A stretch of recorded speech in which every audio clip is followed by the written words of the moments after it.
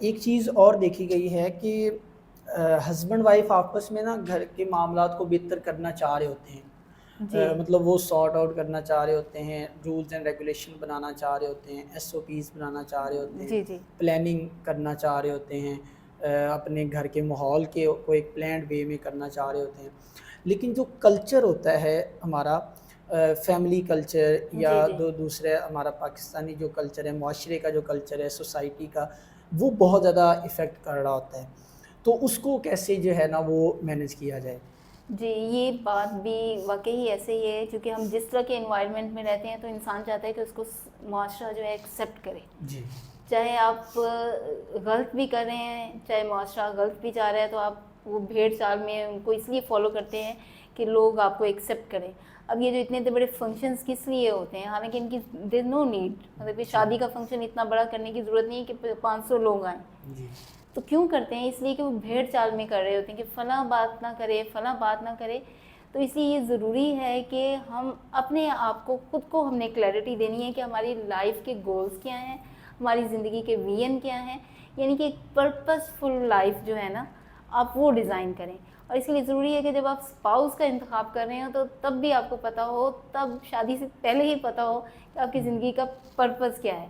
آپ کی زندگی کا پرپز آپ کے ہسبینڈ سے یا آپ کی وائف سے میچ کر رہا ہے یا نہیں، اٹ ڈزنٹ میٹر، لیکن کچھ پرپز تو ہونا چاہیے.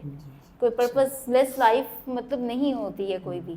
اور رسول اللہ علیہ وسلم کی زندگی کو دیکھیں، سیرت کو دیکھیں، صحابیات کو دیکھیں، امہات المومنین رضی اللہ تعالیٰ عنہ کو دیکھیں، تو وہ سب کی زندگی میں ایک ہی پرپز تھا کہ رسول اللہ علیہ وسلم کے مشن کو آگے لے کے جانا ہے. ٹھیک ہے، اور حق کے لیے جو ہے وہ جنگ لڑنی ہے، اس کے لیے جان تک بھی دے دینی ہے.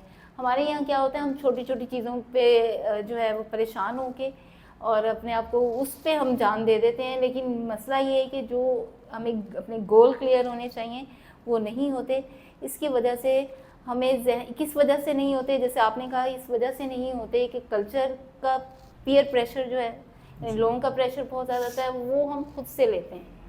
یعنی کہ اگر ہم پریشر نہ لیں، مثال کے طور پہ مجھے بہت سے لوگ کہتے ہیں آپ مس شمائرہ آپ نقاب کے بغیر آپ ویبینار کر لیں، آپ یوٹیوب پہ آ جائیں تو آپ کی جو ہے وہ ارننگ یا آپ کی جو ہے ڈیمانڈ جو ہے وہ بڑھ جائے گی. But I don't do this because I am clear about this کہ یہ میری ویلیو نہیں ہے، میں نہیں کروں گی. تو میں نے بہت سے لوگوں کو ٹریننگ سے بھی اس لیے ریفیوز کیا کہ میں یہ نہیں کروں گی کہ پیسہ تو اللہ تعالیٰ نے جو رزق آپ کی قسمت میں لکھا ہے وہ آ جانا ہے. تو یہ کس وجہ سے میں اس ڈیسیژن پہ قائم ہوں کہ بہت سے لوگ مجھے باتیں کرتے ہیں، لیکن اس وجہ سے قائم ہوں کہ مجھے کلیئرٹی ہے.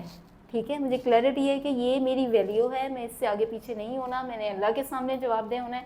تو جب آپ لوگوں کو کلیئرٹی ہوگی، آپ نے ریٹن فارم میں لکھا ہوگا کہ یہ میری ویلیوز ہیں، یہ میرے گولز ہیں، یہ میری زندگی کا پرپز ہے، تو دنیا جو مرضی کہے تو میں نے ان کے پیچھے آنکھیں بند کر کے غلط نہیں کرنا، مجھے صحیح کرنا ہے اور میں نے اللہ کے سامنے جواب دہ ہونا ہے. تو آپ کے اوپر کوئی بھی پریشر ڈالے، ساری دنیا بھی ڈالے، تو آپ اگر اپنی جگہ پہ کلیئر ہیں اور اسٹرانگ ہیں اور ثابت قدم ہیں تو کوئی آپ کا کچھ بگاڑ نہیں سکتا.